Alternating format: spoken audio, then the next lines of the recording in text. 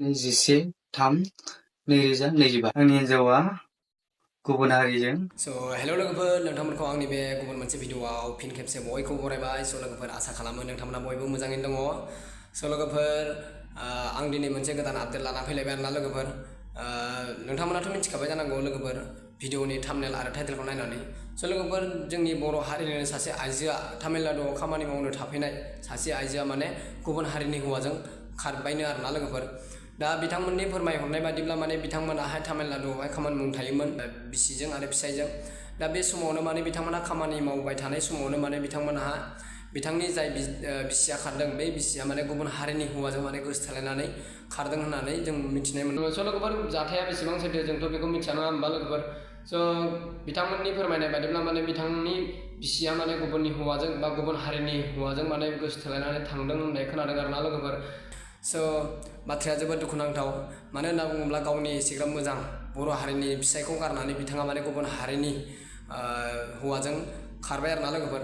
दा बिथाङाथ' खारबाय, जेनेबा माथो होनबावनो नङा होमबा। दा नाथाय बिथांनि जि फिसाया जे बेसेबां दुखुआव दङ बेखौथ' बिथाङा जेबो मिथिया। लोगोफोर, दा मा होनबावनो, जोंनि बर' हारिनि गेजेरावहाय बेबायदि फिसायखौ गारनानै खारनाय जाथाया दा दिनैनि गोदान मोनसे जाथाय नङा। बे जोंनि बर' हारिनि गेजेरावहाय गले गले जाफ्लेबाय थानाय मोनसे जाथाय।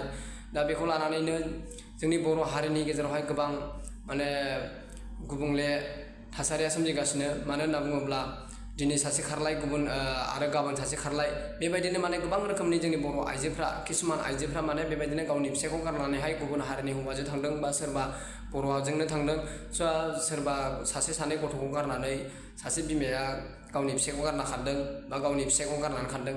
लोगोफोर, दा मा होनबावनो, जोबोद दुखुनांथावनि बाथ्रा। मानो होनना बुङोब्ला बिथांमोनाहाय न'खरावहाय माखासे खैदां खैफोदनि थाखाय बिथांमोना गुबुन जायगायावहाय खामानि मावनो फैदोंमोन। बे समावनो माने बिथांनि बिसिया माने सोरजोंबा मोजां मोनलायनानै बा गोसोथोलायनानै गुबुन हारिनि फिसायखौ गोसोथोनानै माने बिथाङा गावनि बर' हारिनि फिसायखौ गारनानै गुबुन हारिनि हौवाजों जेनेबा खारबायनो आरोना लोगोफोर। दा बिथाङा मायाव दं बेखौथ' दा जेनेबा जेबो मिथिरोङा। मानो होनना बुङोब्ला बिथांमोना फोरमायहरनाय बादिब्ला माने बिथाङा दाख्लैबावै थांनाय 11 थारिख ना मायावहायनो माने बिथाङा गोमानानै दङ होननानै बिथांनि फिसाइया माने भिडिअ क्लिप्सनि गेजेरजों फोरमायहरदों आरोना लोगोफोर।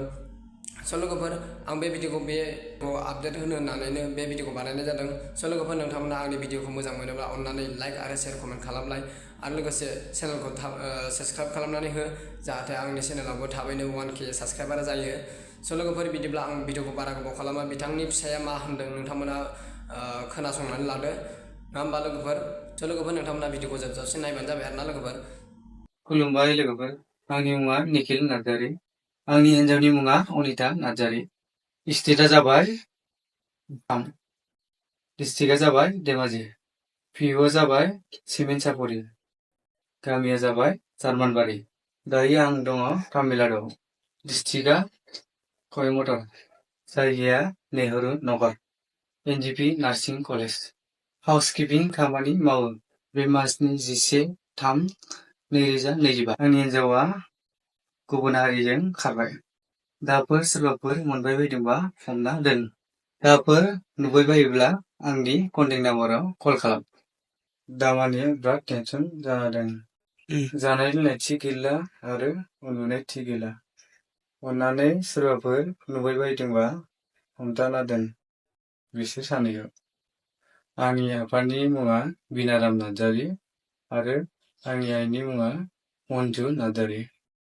डिस्ट्रिक्ट धेमाजि, पिअ सिलाबोथार, गामिया कमलपुर।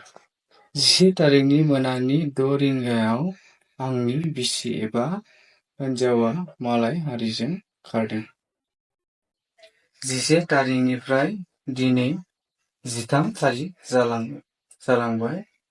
आं दिनैसिम नागिरना मोनाखै।